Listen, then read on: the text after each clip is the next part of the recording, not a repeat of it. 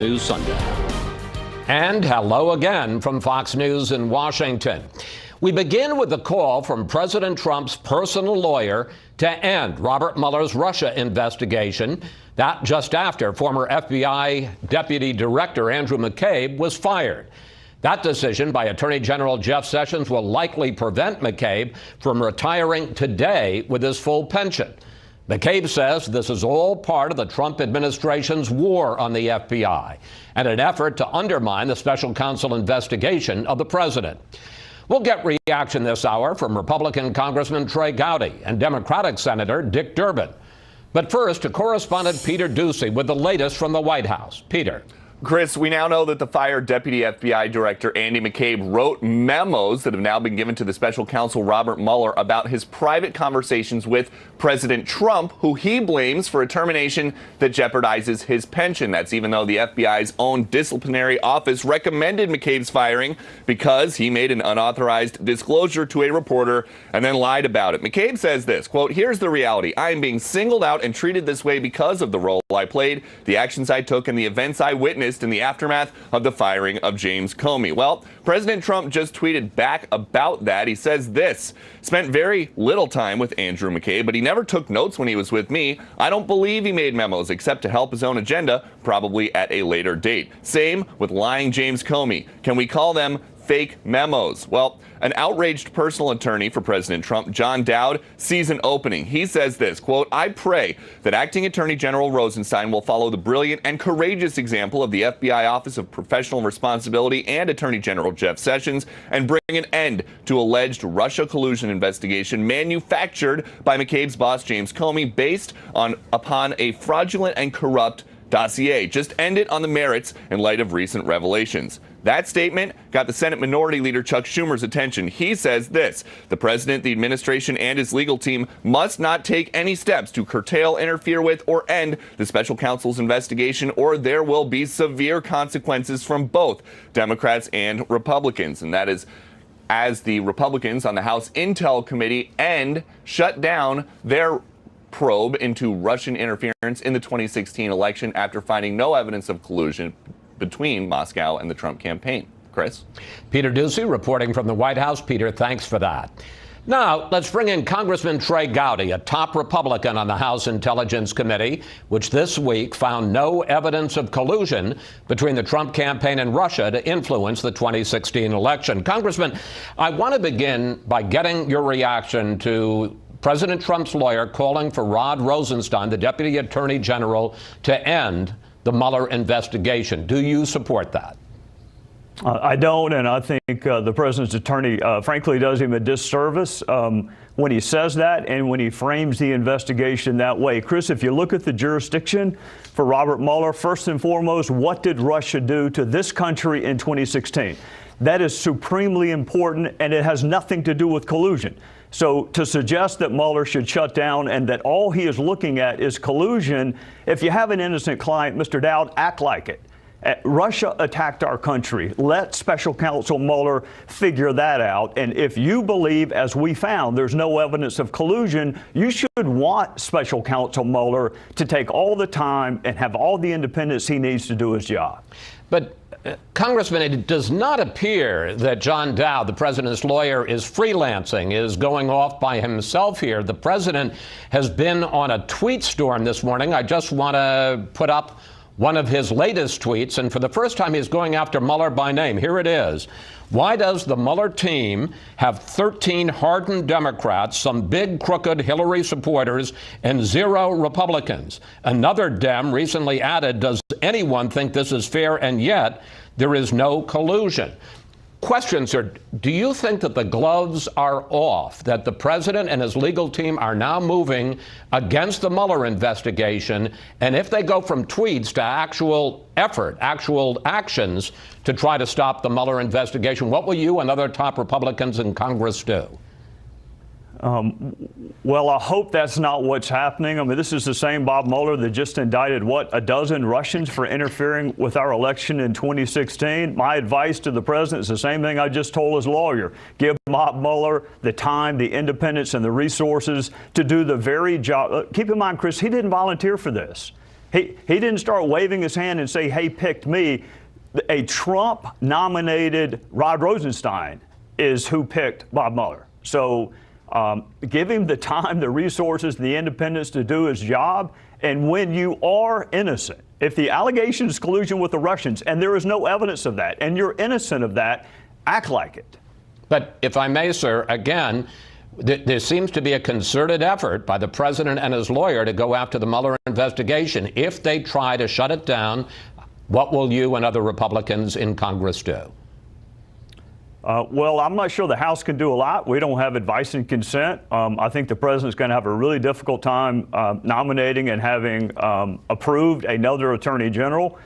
It's going to be I would just counsel the president, it's going to be a very, very long, bad 2018. And it's going to be distracting from other things that he wants to do and was elected to do. Let it play out its course. If you've done nothing wrong, you should want the investigation to be as fulsome and thorough as possible. Now, Andrew McCabe, the former deputy FBI director who was fired late Friday night, says the reason that he was fired was to undercut his credibility as a potential witness in the Mueller investigation. I want to put up some of Andrew McCabe's statement. This attack on my credibility is one part of a larger effort, not just to slander me personally, but to taint the FBI, law enforcement, and intelligence professionals more generally. It is part of this administration's ongoing war on the FBI and the efforts of the special counsel's investigation, which continue to this day. Congressman, your response. Oh, Andy McCabe has undercut his credibility all by himself. He didn't need any help doing that. And I find it richly ironic that he is lamenting that those are attacking the FBI when he himself does the exact same thing. It was the FBI who said he made an unauthorized disclosure and then lied about it. That wasn't President Trump. It wasn't me. It wasn't the crazy House Republicans. It was his own fellow FBI agents that said he leaked and then lied about it. So if he's got credibility issues, he needs to look no further than himself.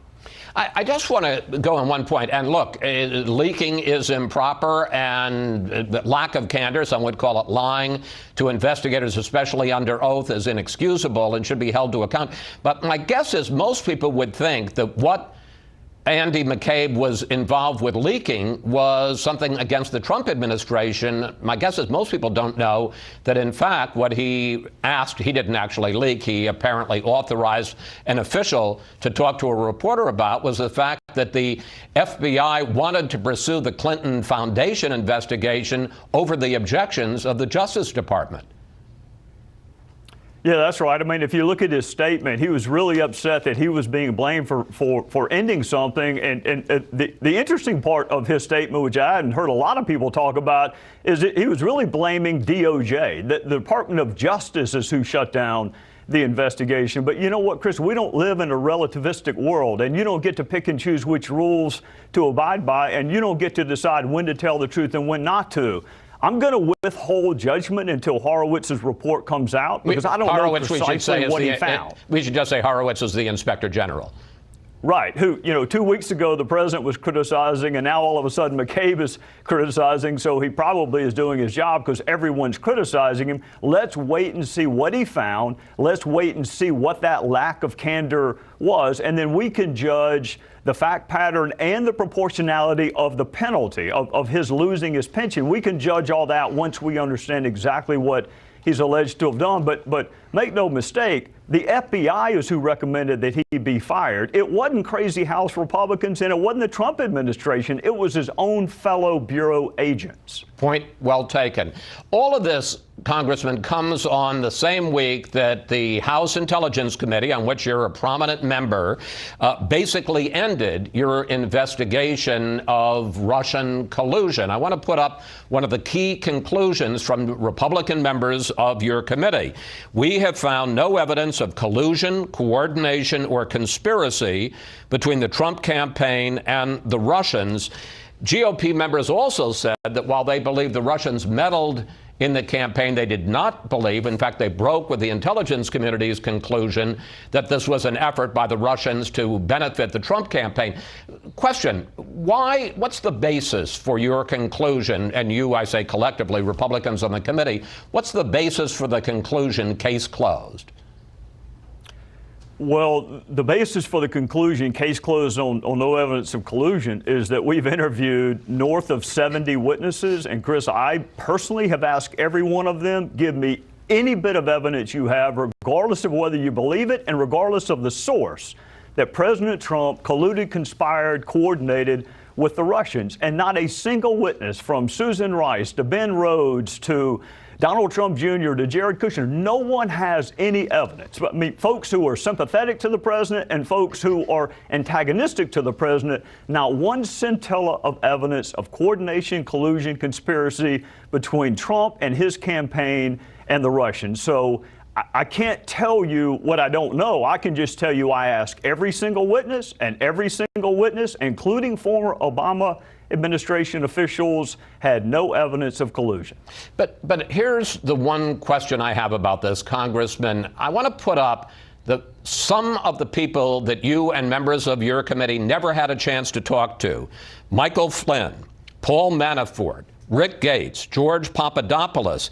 These are some of the central figures in the Mueller investigation. So without having spoken to them, how can you conclude that there was no collusion? Well, we can't talk to them. They're all under indictment and/or have pled guilty, which is why I say there is no evidence. I can't tell you what 4 people I haven't talked to are going to say, but Chris, I can't talk to them. They have a Fifth Amendment right not to talk to Congress. I mean, Steve Bannon's not under indictment and he didn't talk to Congress. So, look, there are lots of things to blame Congress for, but us not knowing what people who won't talk to us are saying should not be one of them. I don't know what Mueller has found, and I've been really clear, leave him alone. Let him do his job. I can tell you within the universe of folks that we've interviewed, there is no evidence of collusion. That's the best I can do. I can't tell you what people I haven't talked to would say. Here's my only point about this, is that the president is using the House Intelligence Committee's findings, in effect, as grist, as a defense to say that there was no collusion. And what you're admitting is that there were a lot of key members to this investigation who you've never talked to. So your conclusion is not conclusive. Well, that's why I always say based on the evidence. And you don't know what you don't know, and you don't know what witnesses you haven't talked to or documents you haven't seen. Look, I'm disappointed that Steve Bannon would sit there and be interviewed by a salacious book author, but he wouldn't answer our questions. I'm frustrated by that. But executive branch investigations have more credibility, they have more tools, and that's what I think my fellow citizens ought to be waiting for and have confidence in, not congressional investigations that are run by guys running for the Senate in California who've never met a camera that they didn't fall in love with. That's what you should not have confidence in. Have confidence in the executive branch investigations, and if Mueller finds stuff, more power to him. But the best I can do is interview the people in front of me and ask all relevant questions, and no one has said there was evidence. No one has said that there was collusion. I want to bring up one final point. President Trump this week finally imposed sanctions against Russia for meddling in the 2016 election. This after, and I know you voted for it, Congress approved sanctions back last summer, and in fact, the president didn't even impose all of the sanctions that all of you in Congress did authorize him, give him the opportunity to use back last summer. Do you think the president has stood up, has taken action against Vladimir Putin, or do you wish he had been tougher to him? I think he's done a hell of a lot better job than President Obama did. It wasn't Donald Trump who laughed when Mitt Romney said Russia was our #1 geopolitical enemy, and it wasn't President Trump who handed that awkward reset button to the Russians, and it wasn't President Trump who said on a hot mic, I'll have more flexibility in his second term. All of that was President Obama. So this country can't be tough enough on Russia. They tried to interfere with the fundamentals of our democracy. I mean, their war is not against Democrats or Republicans, it's against Americans. So you cannot be tough enough against Russia, in my judgment. I hope he does more, but he did a hell of a lot more than his predecessor did. Congressman Gowdy, thank you. Thanks for your time. It's always a pleasure to talk with you, sir. Yes, sir. Up next, reaction from the number 2 Democrat in the Senate, Dick Durbin, on the McCabe firing, the Russia probe, and the push for gun and school safety on Capitol Hill.